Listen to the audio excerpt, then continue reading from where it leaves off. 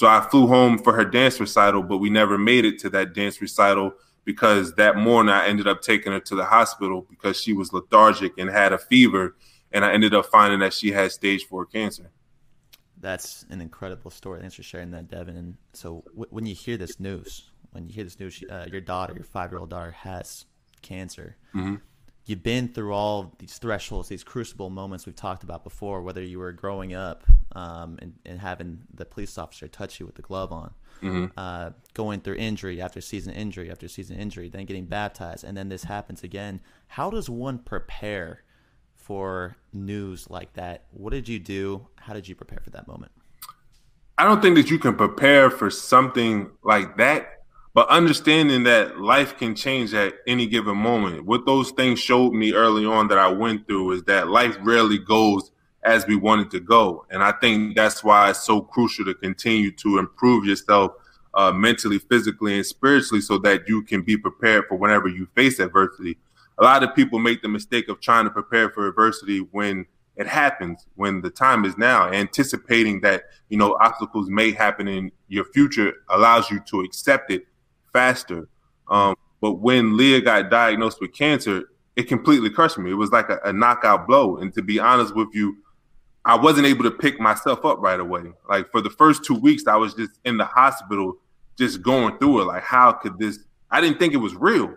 Like, it was just crazy walking down the hallway and, you look at the mirror and you see your reflection in the mirror or in the window and you're thinking, like, what are you doing here? Like, you was just living the American dream playing in the NFL, and now you're here in the hospital and the doctors are telling you that, your daughter only has a 50% chance of surviving. So I was completely crushed. But I allowed myself to be crushed during those 2 weeks, right? Because I feel like a lot of times people make the mistake of adversity happens, they get knocked down, they pop right back up.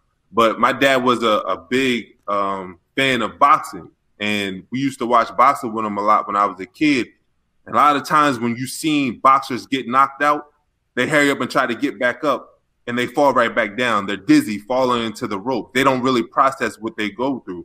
But, those good boxers, they take advantage of that 10-second rule where they can sit there, lay on the canvas, realize what just happened to them. And when they get up, they have a plan in order to fight again, to continue to make it through those rounds. So that's what I did during those 2 weeks. I laid on the canvas. I took my 10 seconds and I really tried to think about what I can do in order to fight this complete fight. And the first thing I decided to do was to give Leah's fight with cancer a purpose. Because I feel like when you give any goal or any fight that you're going through a purpose that's bigger than yourself, you're more likely to achieve that goal. So what I decided to do was to use my platform as an NFL player to really shed light on what it's like for families who are battling, childhood cancer, because I didn't feel like it was in the forefront. I didn't feel like the media was talking about it enough. And when I sat in the hospital, it was like a lot of families who were going through things that nobody knew about. It was like it was a hospital full of the voiceless. And I had a chance to use my voice to give those voiceless families a voice, to talk about what they were going through.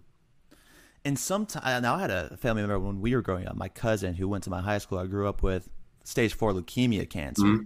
It's almost more difficult on the parents than it is the child. So what was your message to the parents? What did you do to rally the community together? And tell us what Leah's reactions were. My biggest message to the family is it's not your fault, to the parents. Because like you said, it's really hard on the parents, because I remember when Leah was first born, it's like when you watch your kid come into this world, it's like as parents, you all take the same oath.